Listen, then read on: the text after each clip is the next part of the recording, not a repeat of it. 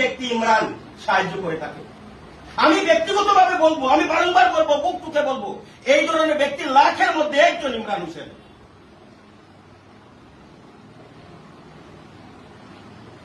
আমি এখানে অনেক মিডিয়ার বাইরে এসছেন, আমি প্রত্যেকের কাছে আপনাদের মাধ্যমে বলবো, প্রশাসনিক আধিকারিকদেরকে বলবো, অনেক মিডিয়া চ্যানেল এসেছেন, প্রত্যেকে সুন্দরভাবে তুলে ধরেছেন বিষয়টি, কিন্তু আমি দাবি করবো, আমি ব্যক্তিগতভাবে বলবো যে ইমরানকে যেভাবে হত্যা করা হয়েছে এবং তাকে হত্যা করার জন্য এই যে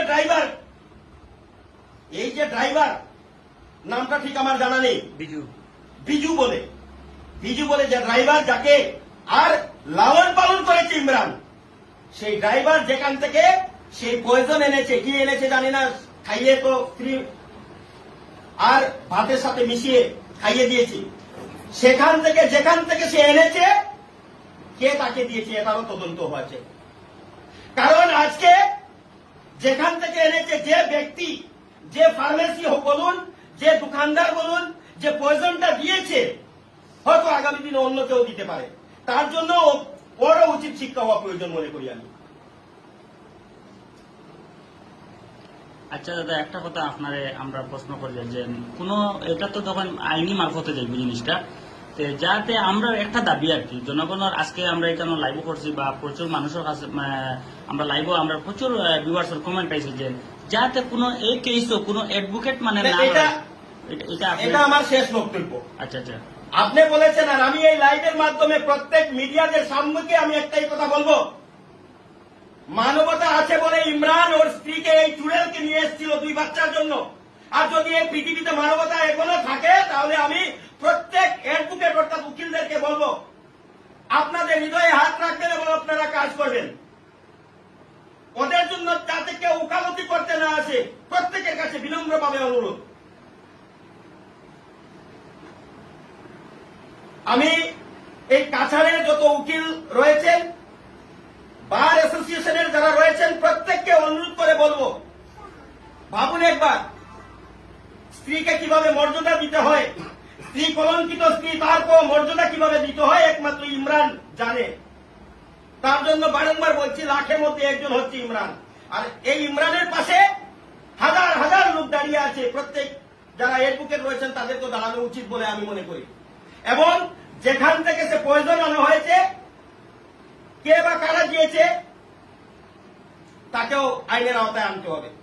এবং এই ইমরানের যে স্ত্রী এবং ড্রাইভার যে বিজু রয়েছে এবং তার সাথে যারা জড়িত আছে, যারা এই বিষয় নিয়ে চর্চা করেছে, একটা ষড়যন্ত্র করেছে, প্রত্যেক ষড়যন্ত্রকারীকে আর কঠোর থেকে কঠোর শাস্তি দিতে হবে। এই শাস্তি যাতে আগামী দিনে একটা ইতিহাস সৃষ্টি করে, ইমরান যেভাবে একক অঞ্চলে ইতিহাস সৃষ্টি করেছে, সকলের হৃদয়ে আছে, ঠিক তদ্রুপ এই কেস একটা ইতিহাস সৃষ্টি হোক, কঠোর থেকে কঠোর শাস্তি দেওয়া হোক, না হলে আগামী দিনে আরো অনেক ইমরানের হত্যা হবে। আর একটা ইমরান হত্যা হয়নি, যাদেরকে ইমরান সাহায্য করছে তাদের হত্যা হয়েছে, বলবো আমি, মানবতার হত্যা হয়েছে। আমাকে একজন বলছিল আজকে সকালে, কথা প্রসঙ্গে বলছে, দাদা আমার তো একটু বউয়ের সাথে ঝগড়া আছে, তখন আমার তো ডর লাগে, একদম বাস্তব কথা দাদা, আমি দুঃখে খুঁজা, আমার যখন কইছে যে আমার বললো যে একটু টুকটাক ঝগড়া আছে, তো দাদা আমার ডর লাগে।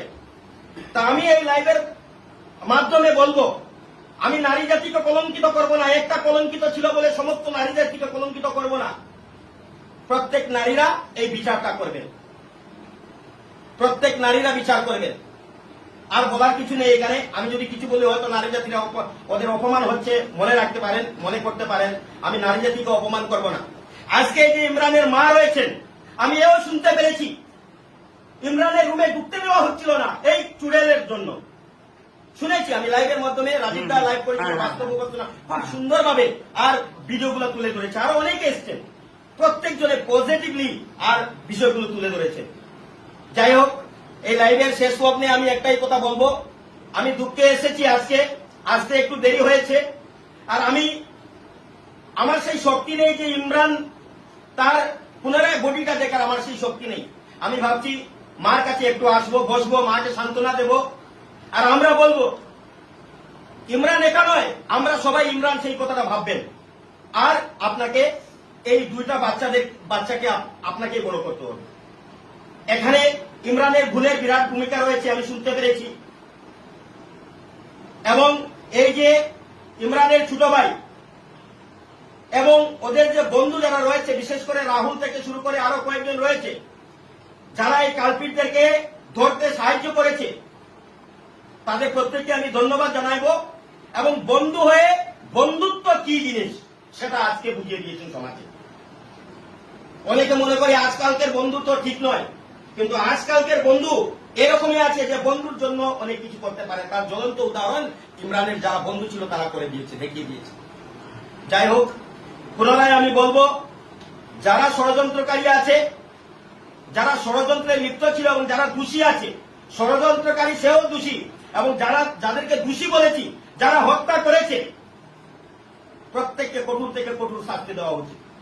এখানে বিশাল মিছিল হয়েছে, প্রত্যেকের দাবি ফাঁসি। আমি মনে করি প্রশাসন চাইলে অনেক কিছু করতে পারে। ভাবুন একবার, এই সমাজে যাদেরকে সাহায্য করেছে তাদের কি অবস্থা আজকের দিনে। তাই প্রত্যেক সমাজের তরফ থেকে আমি বলবো, ওদেরকে ফাঁসির চেয়েও আরো কঠোর শাস্তি দেওয়া উচিত। আমার মনে হয় প্রশাসনের এনকাউন্টার করা উচিত, লাইনে দাঁড় করিয়ে এনকাউন্টার করা উচিত আমি মনে করি।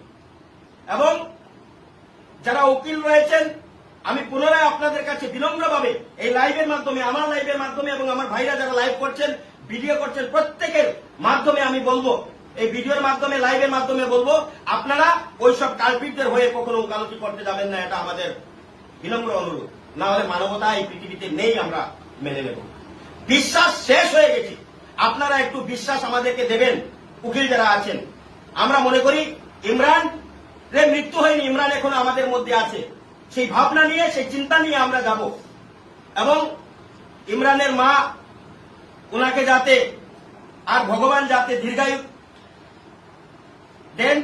এবং এই যে ছোট ছোট বাচ্চারা আজকে অবুল, ওদের বাবা কোথায় বুঝতে পারছে না। ভাবুন একবার, এই ছোট বাচ্চা, ওর বাবা কোথায়, বাবা কি করছে সেটা ভাবতে পারছে না। তার জন্য এই বাচ্চাদের জন্য সবাই ঐক্যবদ্ধ হয়ে কাজ করতে হবে এবং এইসব কালপিটদেরকে কঠোর থেকে কঠোর শাস্তি দিতে হবে, আমি এটা মনে করি। আছি ধন্যবাদ আপনার এই কথাগুলো ভালো লাগে।